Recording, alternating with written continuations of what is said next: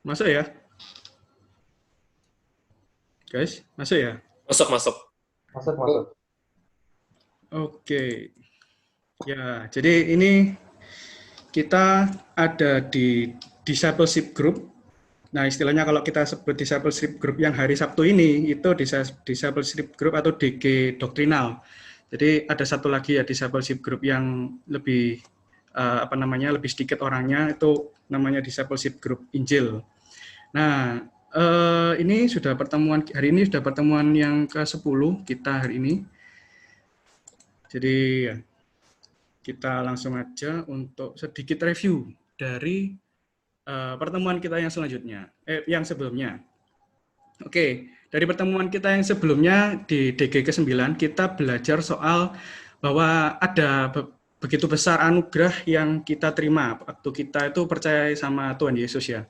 Jadi ada satu pembenaran, ada adoption, ada kita disatukan sama Kristus, union with Christ. Ya, jadi ini ada beberapa yang belum belum mengikuti sebelumnya. Jadi ya semoga bisa mengikuti ya. Maksudnya ini kan nyambung kan materinya.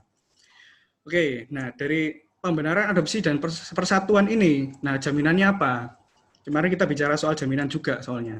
Nah, bahwa jaminannya adalah bahwa Allah sendirilah yang menjamin semua anugerah yang kita terima itu untuk kita nikmati dan alami. Jadi Allah itu menghidupkan kita yang mati secara rohani, itu di dalam Efesus 2, 4-5, sehingga kita itu bisa melihat dia, kita bisa menginginkan dia, kita itu bisa menikmati dia. Jadi semua itu dimulai dari Allah duluan, jadi nggak ada sama sekali yang dimulai dari kita. Itu Filipi 1 ayat 6, Allah yang memulai terlebih dahulu, Allah juga yang akan menyelesaikannya. Dan bahkan secara lebih jelas lagi, Alkitab mengatakan bahwa sejak kekal Allah telah merencanakan keselamatannya kita, Efesus 1 ayat 5. Dan salah satu kemarin ayat Alkitab yang paling notable waktu kita bahas bareng-bareng itu adalah ini Yohanes 6. Jadi tidak ada seorang pun yang bisa datang kepadaku jikalau ia tidak ditarik oleh Bapa yang mengutus aku. Dan ia akan kubangkitkan pada akhir zaman. Nah, jadi itu ya, kemarin kita bicara soal ini, review singkat ya. Nah, terus hari ini kita mau bicara soal apa? Kita melanjutkan DG kita akan bicara soal faith, soal iman, yang adalah the vessel of our Christian life. Nah, di sini kita akan bahas apa saja. Nah, ini agenda kita bahas tentang apa sih pentingnya iman itu. Apa yang membuat iman itu begitu penting bagi orang Kristen ya. Yang kedua, kita akan bicara juga soal konsep, gambaran, atau misterinya iman. Terus kita juga akan bicara lagi soal jaminan. Nah, ini soal jaminannya iman dalam keselamatan dan dalam hidup kita sehari-hari. Terus kita akan akhiri dengan diskusi dan sharing, kayak seperti biasa ya. Oke, jadi langsung aku masuk ke bagian pertama pembahasan kita hari ini, yaitu dari apa itu iman. Jadi sebelum kita masuk masuk ke pengertiannya, kita itu perlu lihat dulu ya, maksudnya di perjanjian baru, di perjanjian lama, di dalam Alkitab itu sendiri, iman itu sepenting apa sih, seperti apa sih. Nah, di dalam Alkitab, iman ini dibilang merupakan suatu aspek yang esensial dari kehidupan Kristen dan merupakan suatu keharusan dalam kehidupan Kristen kita. Ada satu ayat di Ibrani pasal 11 ayat 6 itu bilang kalau tanpa iman tidak mungkin seorang itu bisa hidup berkenan kepada Allah. Itu satu. Yang kedua, dikatakan juga di sini kalau iman itu juga merupakan sarana bagaimana kita itu bisa diselamatkan dan sarana juga menuju pengharapan yang pasti. Bahkan Paulus di dalam Galatia 5 ayat 6 itu bicara soal di dalam kehidupan Kristen yang terpenting itu adalah yaitu iman itu sendiri. Dan iman yang kita akan bahas di sini itu adalah bagian integral dan mutlak dari kehidupan Kristen. Nah, tadi kalau kita sambungkan sama pembahasan kita yang sebelumnya, kita kan tadi bicara soal pembenaran, bagaimana status kita itu dibuat Allah dari orang yang berdosa dulu, karena kita jatuh dalam dosa, dibuat jadi orang benar, terus kita boleh memanggil Allah sebagai Bapa, kita diadopsi, kita diangkat anak oleh Bapa, dan yang ketiga kita disatukan dengan Kristus, merasakan persatuan yang indah dengan Kristus, itu semua itu juga membutuhkan iman. Dan dengan iman, itu pun kita juga bisa tahu kalau ternyata di depan itu ada pengharapan, misalnya hidup kekal, kayak gitu. Sehingga dengan ada iman, kita itu bisa melihat Allah. Meskipun Allah nggak kelihatan, kita bisa melihat Allah, kita bisa menginginkan Dia dan mengalami Allah dalam dunia yang sudah jatuh dalam dosa ini, kayak gitu. Dan ini cuma gambaran luasnya, kita coba mengerucut lagi ya ke dalam penjelasan iman sendiri daripada perjanjian baru yang ada di Ibrani 11 ayat 1. Iman adalah dasar dari segala sesuatu yang kita harapkan dan bukti dari segala sesuatu yang tidak kita lihat.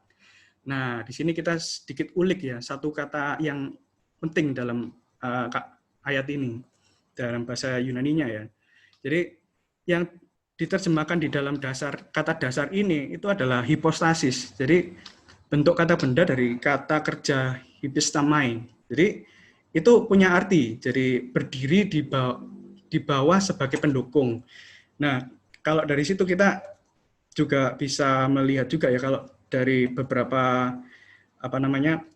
papirus-papirus abad-abad kekristenan awal, itu kata ini itu seringkali digunakan untuk menyatakan suatu dokumen yang merupakan bukti hak milik, seperti sebuah akte rumah kayak gitu. Nah, jadi bisa kita bilang iman itu adalah surat bukti hak milik atas hal-hal yang kita harapkan. Nah, apa yang mau kita harapkan di sini? Jadi iman memberikan kepada kita, orang percaya, yaitu suatu jaminan bahwa mereka pada suatu hari nanti akan menerima apa yang mereka harapkan. Jadi kalau pada umumnya kita bisa meyakini sesuatu karena kita bisa menyentuh, kita bisa melihat dengan mata kepala kita sendiri secara indrawi. Nah, di sini iman dideskripsikan sebagai sebuah bukti dari sebenarnya yang nggak kelihatan, eksistensi sesuatu yang nggak kelihatan. Nah, apakah itu yang nggak kelihatan?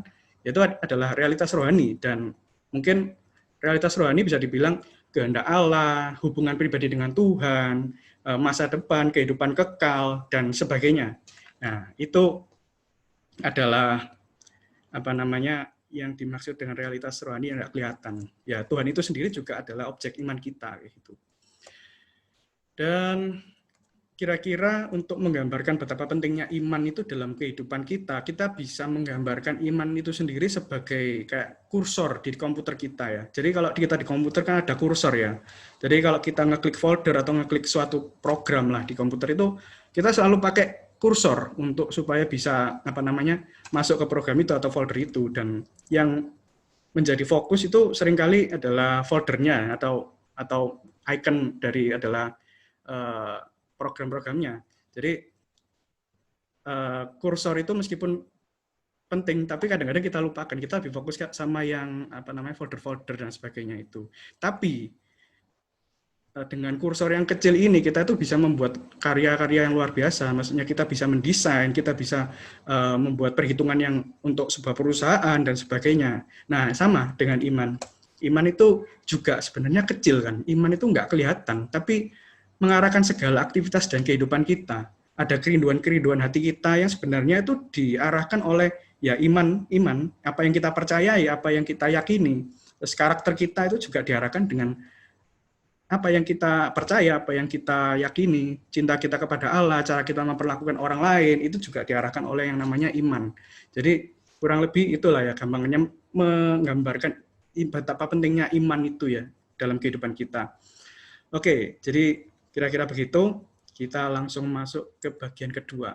Jadi konsep iman, aspek-aspek iman, gambaran misteri dari iman.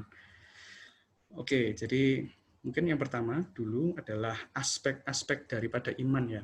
Jadi iman itu gimana sih? Iman itu kayak gimana, kayak apa gitu. Nah, iman di sini itu adalah respon terhadap panggilan Allah melalui menerima Kristus dengan sepenuh hati, dengan keyakinan yang pasti mengenai kebenaran Injil, dan penyerahan diri penuh kepada Allah dalam Kristus sebagai keselamatan kita. Nah, ini ada 3 aspek sebenarnya yang bisa menunjukkan bahwa iman kita itu imannya sejati. Kan kadang-kadang kita bertanya-tanya kan, iman sejati itu kayak gimana sih? Nah, di sini kita akan melihat ya, bagaimana imannya sejati itu. Yang pertama, iman sejati itu adalah iman yang memiliki pengetahuan. Jadi ada pengetahuan di balik iman, notisia istilahnya ya. Nah, kita nggak bisa percaya seorang yang nggak kita kenal kan ya. Maksudnya apa kita nggak tahu orang ini terus kita tiba-tiba percaya kan nggak mungkin ya. Dan Kita juga nggak mungkin percaya kalau ada sesuatu yang kita tahu salah, tapi kita tetap percaya, kita nggak mungkin. Nah, setidaknya di dalam iman yang sejati perlu ada pengetahuan yang cukup. Nah, cukupnya seberapa banyak, ini aku kira nanti bakal kita bahas di diskusi bareng-bareng ya, tapi ya kira-kira kayak ginilah untuk pengantarnya. Perlu ada pengetahuan yang cukup untuk tahu tentang siapa yang kita percayai. Nah, Alkitab pun juga mengajarkan bahwa tanpa pengetahuan nggak ada iman. Misalnya kalau Roma 10 ayat 13-14 itu ada Paulus bilang, siapakah yang akan, Paulus mengutip perjanjian lama, ada yang mengatakan siapa yang akan memberitakan siapa yang akan membuat orang-orang ini berseru kalau nggak ada yang memberitakan. Bagaimana mereka tahu kalau ada kabar baik Injil itu, gitu. Nah, jadi yang terpenting dalam aspek iman yang pertama adalah notisia atau pengetahuan. Yang kedua, dari aspek iman, yang terpenting itu apa? Yang terpenting itu adalah kita setuju dengan apa yang kita yakini, apa yang kita percaya itu. Jadi itu adalah suatu tindakan dalam hati ya. Jadi bahwa kalau kita sudah tahu ajaran atau doktrin yang benar atau yang firman Tuhan, kalau Allah adalah benar, nah kita setuju apa enggak nih? Nah ini melibatkan keseluruhan hati kita. Jadi jika pengetahuan yang terlibat dalam iman tidak sampai dalam persetujuan ini, maka iman kita bukanlah iman yang sejati. Misalnya di dalam Roma 1 ayat 18-20, Paulus itu sempat bilang kalau, oh ya ada orang-orang yang tahu bahwa Tuhan itu ada, tapi mereka nggak mau percaya sama Tuhan, malah menindas kebenaran kalau Tuhan itu ada. Kira-kira seperti itu. Jadi ada persetujuan dalam sebuah iman yang sejati ya. Nah, terus kita juga melihat, nah ini lebih personal lagi, fidusia, ada persandaran diri. Jadi ini puncak daripada iman. Jadi iman itu bisa dikatakan berpaling dari diri sendiri dan sepenuh hati bersandar pada siapa yang kita percayai, ya kepada Kristus dan karyanya yang sempurna untuk keselamatan dan kehidupan Kristen kita, Christian life kita. Ini melibatkan ada relasi personal dan juga ketaatan, ada yang aktif, ada yang pasif dalam iman kita. Kira-kira begitu. Dan dari tiga ini kita bisa menyimpulkan satu kalimat. Nah ini aku simpulkan dengan mengutip seorang tokoh teolog yang ya luar biasa. Siapa dia? Ya kakek John Calvin. Nah, John Calvin ini sempat menulis sesuatu yang merangkumkan dari tiga bagian tadi iman itu ya. Jadi menurut Calvin, iman itu adalah suatu pengetahuan yang teguh dan pasti akan kasih setia Allah terhadap kita yang didasarkan pada kebenaran tentang janji yang diberikan secara bebas dalam Kristus yang dinyatakan kepada pikiran dan dimateraikan ke dalam hati kita oleh Roh Kudus. Jadi iman ini kelihatan banget ya, selalu ada aspek pikirannya, ada aspek setuju, ada aspek hati, relasional kayak gitu. Oke. Itu soal aspek-aspek iman. Dan sekarang kita mau melihat di iman itu seperti apa sih kalau Perjanjian Baru sendiri itu menggambarkan ya. Jadi ini aku ambil dari Antonio Hoekema, seorang teolog modern zaman dulu, sudah meninggal. Iman itu apa? Iman itu digambarkan sebagai apa? Nah, ada beberapa penggambaran menarik dalam Perjanjian Baru menurut dia. Yang pertama, iman itu berarti kayak datang kepada Kristus, meninggalkan diri, berpaling dari diri sendiri, datang kepada Kristus, menaruh pengharapan itu ya cuma kepada Dia. Baik dalam keselamatan, baik dalam kehidupan keseharian kita, itu hanya pada Dia. Jadi dalam pada Kristus ini, kita mengakui bahwa kita ini tidak bisa apa-apa, hanya Kristus yang bisa menjalankan hidup kita, memberikan kita power untuk hidup hari demi hari, bahkan juga untuk keselamatan kita. Yang kedua, iman itu juga digambarkan sebagai memakan Kristus. Jadi iman itu kayak istilahnya roti ya, roti atau nasi kita makan itu sudah jadi bagian dari tubuh kita ya. Jadi Kristus pun itu waktu kita percaya kepada Dia, beriman kepada Dia, Kristus itu menjadi bagian juga dalam hidup kita. Kayak gitu. Jadi kita itu kalau memakan Kristus, kita nggak terpisahkan dengan Kristus. Yang ketiga, kita juga meminum Kristus. Jadi kayak orang haus, hampir mati, pengen air gitu. Nah, gitu juga kita. Kita punya kebutuhan yang sangat besar ya untuk dipuaskan di dalam Kristus. Itu soal meminum Kristus. Nah, yang terakhir, yang nggak kalah luar biasanya, iman itu juga digambarkan sebagai tinggal di dalam Kristus. Salah satu ayat yang luar biasa dari Yohanes 15 ayat 5 soal the true vine. Jadi bagaimana ranting-ranting anggur itu bisa berbuah karena bersatu dengan pokok anggurnya. Jadi ranting-ranting itu mendapatkan kekuatan karena menyatu dengan pokok anggurnya. Begitu juga kita bersatu dengan Kristus, kita mendapatkan kekuatan dan semua sumber kehidupan kita ya berasal dari Dia waktu kita percaya pada Kristus, bukan pada diri kita sendiri, kayak gitu. Dan di sini kita simpulkan sesuai dengan perkataan Antonio Hoekema sendiri ya, iman itu apa sih? Gambaran-gambaran yang begitu kaya, setiap penggambaran juga memiliki sumbangsi tersendiri kepada pemahaman kita. Meski demikian, semua gambaran ini memiliki satu persamaan. Satu persamaan itu apa? Jadi iman itu bersandar, mempercayai, berdiam di dalam Allah dan di dalam Kristus dan bukan pada diri kita sendiri. Jadi kita melihat ya, maksudnya kalau gambaran dari perjanjian baru ini lebih ke menonjolkan yang persandaran diri kita kepada Kristus ya. Dan dikatakan di sini juga meskipun iman adalah membutuhkan pengetahuan, tapi bukan cuma pengetahuan juga. Iman itu lebih daripada cuma tahu doang. Selalu ada aspek relasionalnya, bukan cuma keputusan sementara terus kita tinggalkan, tapi iman itu untuk selama-lamanya ya dalam kehidupan ini, bahkan kehidupan yang akan datang. Efeknya iman itu seperti itu. Dan yang ketiga dari bagian yang kedua, kita bicara juga soal misteri daripada iman. Nah, iman itu misterius sebenarnya kalau dikatakan di dalam Alkitab. Nah, Alkitab ini selalu menggambarkan ada dua model iman ya, secara paradoks dan misterius ya. Dan meskipun paradoks atau misterius ini, tanpa kedua hal ini, iman itu nggak bisa dikatakan sebagai iman yang sejati. Yang pertama, kita melihat di dalam Alkitab bahwa iman itu juga, yang pertama adalah karunia Allah. Jadi iman adalah buah dari pemilihan Allah, pemilihan dari predestinasi. Allah sudah menetapkan segala sesuatu, kita dipilih sejak kekal untuk bisa beriman. Itu yang pertama. Dan iman ini juga bukan usaha kita ya, karena kalau di pertemuan kita yang sebelumnya kita bicara kalau kita ini dilahirkan baru sehingga kita itu bisa beriman. Dari sebelumnya nggak ada kehidupan, Efesus 2 ayat 1, terus dibangkitkan, dihidupkan di Efesus 2 ayat 4 sampai 5. Jadi kita punya kehidupan, kita punya iman dari situ. Nah, di 1 Korintus ini juga dibilang kalau iman itu juga adalah buah daripada karya Roh Kudus. Dan bahkan kita untuk beriman kepada Kristus itu kita tidak mampu sendirian. Bapa yang memampukan kita untuk datang kepada Kristus.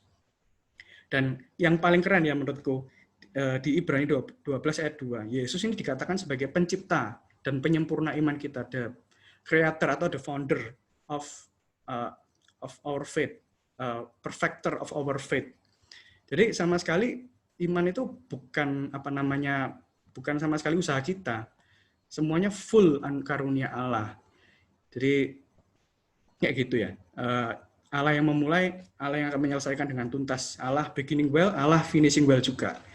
Itu soal iman dari satu sisi ini. Nah, di sisi lain ada apa? Iman itu di dalam Alkitab dikatakan juga sebagai tanggung jawab kita. Nah, iman atau percaya kan pada umumnya dijelaskan kayak sebagai suatu tindakan yang harus dilakukan oleh seseorang buat merespon Injil. Kalau di Alkitab kita biasa mendengar kayak Yesus bilang supaya setiap orang yang percaya kepadanya tidak binasa, melainkan beroleh hidup yang kekal. Terus Yesus juga bilang lagi, bertobatlah dan percayalah kepada Injil. Kayak sebuah ajakan, sebuah perintah untuk percaya kayak gitu. Dan ada lagi, Yakobus 2 ayat 26, sebab seperti tubuh tanpa roh adalah mati, demikian juga iman tanpa perbuatan juga adalah mati. Jadi, meskipun kayak iman ini ada sisi tanggung jawab kita juga. Kayak gitu. Dan walaupun adalah kewajiban kita untuk percaya pada Injil, iman kita sama sekali bukan suatu pahala karena usaha kita. Ya, perbuatan baik kita pun itu juga Allah yang memulainya. Nah, makanya kita di sini melihat sebuah tension ya. Maksudnya antara iman ini sebuah karya Allah yang dikatakan sama sekali bukan sama sekali pekerjaan kita, tapi di sisi lain ada iman dikatakan sebagai tanggung jawab kita. Nah, yang mana yang benar? Nah, Alkitab mengajarkan dua-duanya. Maksudnya kita harus mengharmonisasikan. Di mata kita enggak bisa mengerti hal ini ya, maksudnya jadi misteri. Tapi mungkin istilah untuk hal ini bisa disebut namanya kompatibilisme ya. Jadi di mana iman dan tanggung jawab kita itu berjalan bersama-sama di dalam kehidupan Kristen kita, kayak gitu. Nah, itu soal misteri iman. Dan itu sih, dan yang ke bagian terakhir daripada pembahasan materi hari ini itu adalah soal jaminan iman. Nah, ini mungkin bakal lebih personal dan bakal lebih praktikal ya buat kita semua. Nah, pernah nggak sih kita itu dalam kehidupan kita sehari-hari kayak meragukan keselamatan kita? Oh, aku percaya sih sama Tuhan Yesus, tapi aku kok ragu ya, karena aku ini sudah terlalu berdosa, terlalu jatuh, terlalu dalam gitu. Aku kok merasa nggak layak disebut anak Tuhan. Terus pernah nggak karena terlalu banyak pergumulan hidup, terus kita jadi sulit untuk melihat atau merasakan Allah? Terus juga pernah nggak ada pertanyaan-pertanyaan yang membuat kita itu bingung, terus pertanyaan-pertanyaan itu nggak terjawab, sehingga kita itu mulai kayak meragukan Allah. Iya, Allah itu ada apa nggak ya? Iya, ya Yesus ini sebenarnya Tuhan apa bukan ya? Kayak gitu. Nah, dan terakhir juga yang nggak kalah penting ya, keraguan-keraguan itu kayak kita bisa tidak yakin dengan iman kita sendiri karena kita tahu betapa terbatasnya iman kita itu. Kayak ya kan kita terbatas, banyak cacat celah dan sebagainya. Jangan-jangan iman kita ini adalah iman yang salah. Jangan-jangan aku cuma percaya tapi perasaan-perasaanku doang. Di mata Tuhan ternyata nggak beriman kayak gitu. Nah itu yang menakutkan banget kan ya. Nah pernah nggak sih kayak gitu? Nah di sini setidaknya ada dua jaminan dalam iman. Ada dua jaminan iman yang membuat iman kita itu bisa valid di hadapan Allah. Bisa benar-benar merupakan iman yang sejati di hadapan Allah. Yang pertama adalah Allah sendiri, Roh Kudus. Nah, di dalam Roma 8 ayat 16 ayat 17 ini menarik sekali sih. Kalau kita baca Roma ini kayak sebenarnya kayak puncak daripada Alkitab ya. Terus di dalam Roma sendiri yang menjadi puncaknya itu adalah Roma 8. Nah, di dalam Roma 8 ini indah sekali. Maksudnya banyak sekali membahas soal apa ya? Hal core Christian core, dasar-dasarnya iman Kristen itu seperti apa. Dan di sini salah satunya soal jaminan ini. Nah, ini aku baca, Roh itu bersaksi bersama-sama dengan kita, dengan roh kita, bahwa kita adalah anak-anak Allah. Dan jika kita adalah anak, maka kita juga adalah ahli waris. Maksudnya orang-orang yang berhak menerima janji-janji Allah, yang akan menerimanya bersama-sama dengan Kristus. Yaitu jika kita menderita bersama-sama dengan Dia, supaya kita dipermuliakan bersama-sama dengan Dia. Nah, yang menarik ini yang adalah kata-kata bersaksi bersama-sama. Nah, itu bersaksi bersama-sama itu adalah yang menarik ya di sini. Jadi kalau kita lihat ke bahasa Yunaninya, ini bicara simartirei. Nah, itulah pokoknya bacanya gitu. Ini yang diterjemahkan jadi bersaksi bersama-sama dengan kita, ini bentuknya present tense. Nah, kalau kita tahu present tense, ini ayat ini itu menjadi indah sekali gitu pengertiannya. Karena mengindikasikan sebuah kegiatan yang terus-menerus, bahwa Roh Kudus itu selalu bersaksi di dalam hati kita bahwa kita itu anak-anak Allah, continually, senantiasa berkata kita adalah anak-anak Allah. Waktu kita percaya pada Yesus ya, dengan objek iman yang benar, Yesus Kristus itu. Jadi mungkin kita ada perasaan ragu, mungkin kita ada perasaan apa ya, imanku ini benar apa enggak ya di hadapan Allah. Nah, salah satu yang menjadi jaminannya adalah ya ini Roh Kudus yang bersaksi di dalam hati kita. Kayak gitu. Kita bisa tahu karena ada orang-orang yang nggak belajar misalnya apologetika, nggak belajar teologi, tapi bisa mengakui dalam hatinya kalau oh ya ada Allah, aku percaya sama Yesus kok, meskipun enggak terlalu dalam gitulah. Nah, itu ada Roh Kudus dalam hatinya yang meyakinkan kalau ya kekristenan itu benar, iman Kristen itu benar, Allah itu adalah Tritunggal, Allah itu adalah Yesus adalah Allah, kayak gitu. Yang kedua, apa jaminan dari iman itu sendiri? Nah, yang kedua adalah Kristus sendiri dan karyanya yang sempurna. Nah, ini ada satu quote dari seorang teolog modern juga, Gresham Machen. Ini pernah bilang bahwa keselamatan kita itu tidak bergantung pada kekuatan iman kita. Nah, di sini kita bertanya-tanya, loh katanya iman penting, loh katanya iman itu paling utama dalam kehidupan Kristen. Iya, memang penting, memang utama, tapi iman kita itu memang terbatas dan iman ini hanyalah sarana yang tidak terpisahkan untuk bisa menampung anugerah-anugerahnya. Jadi kalau kita mau menampung, mau mengalami anugerah Tuhan itu tidak bisa terlepas dari sarananya itu sendiri, yaitu iman. Dan ini indah sekali ya kalau kita tahu hal ini. Kelemahan iman kita atau perasaan ketidaklayakan kita itu tidak pernah menggoyahkan kepastian kita akan keselamatan ya. Makanya di dalam materi ini itu dinamakan the vessel of Christian faith, the vessel of Christian life ya. Iman itu adalah sarana, adalah bejana. Jadi kayak membayangkan, kalau kita bayangkan iman itu adalah bejana yang mungkin kotor, lecek, dan mungkin kayak mulai hancur-hancur gitu. Tapi isinya ada harta karun yang isinya anugerah Tuhan, anugerah Tuhan, anugerah Tuhan kayak gitu. Nah, itu jaminannya, Kristus sendiri dan karyanya yang sempurna. Dan untuk menyimpulkan juga daripada pembahasan materinya, ini akan ada satu kutipan dari John Calvin lagi, dari Institutes, bukunya yang terkenal soal seorang Kristen sejati yang seperti apa sih. Nah, menurut John Calvin, seorang percaya sejati adalah dia yang diyakinkan oleh suatu pengakuan yang teguh bahwa Allah adalah Bapa yang penuh rahmat dan baik hati baginya, yang menjanjikan bagi dirinya segala sesuatu berdasarkan kekayaan rahmat-Nya. Orang ini yang bergantung pada janji-janjinya akan kasih setia ilahi kepadanya, berpegang pada pengharapan yang pasti akan keselamatan. Nah, saya berkata bahwa tidak ada seorang pun yang merupakan orang percaya kecuali dia bersandar pada kepastian keselamatan yang secara meyakinkan menang atas setan dan maut. Nah, itu pengertian daripada John Calvin ya. Nah, kira-kira begitu. Ini untuk pemaparan materi, kita bisa mulai masuk ke dalam sesi